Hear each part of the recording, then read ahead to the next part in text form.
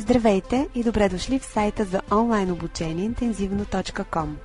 Благодарим ви, че отделихте време да гледате това видео, за да ви запознаем с някои функционалности, необходими за да се възползвате от безплатните часове, които предлагаме. За да направите това, необходимо е да сте регистриран потребител с активен акаунт. Кликнете на менюто „Вход“, намиращо се горе вдясно на екрана ви.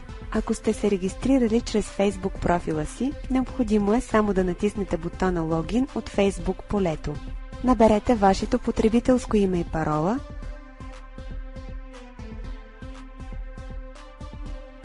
натиснете „Вход“ и влезте във вашия профил. В менюто „Моите курсове“ ще видите ред с вашия курс. Като кликнете на иконата „Учебен график“, ще получите информация за дните и часовете, които се отваря в хода на стаята, за да се проведе вашия урок. Втората икона отваря прозорец с няколко страници от учебника. Те ще са ви необходими за провеждане на тестовия урок.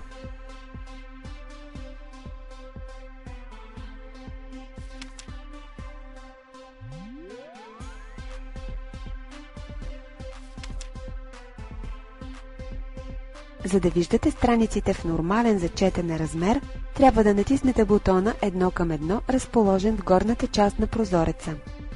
По страниците можете да се придвижвате, като кликнете, задържите бутона натиснат и местите мишката.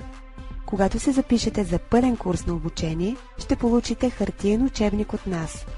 Но за пробните уроци, за да добиете по-пълна представа как се провежда обучението, трябва да ползвате този електронен вариант.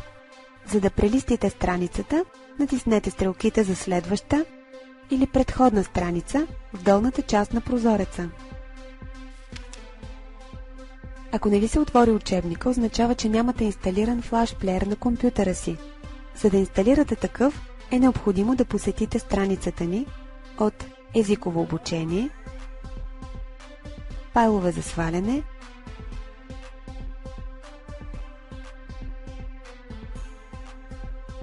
и да натиснете на линка, водещ към сайта на флаш-плеер, откъдето изтегляте и инсталирате приложението.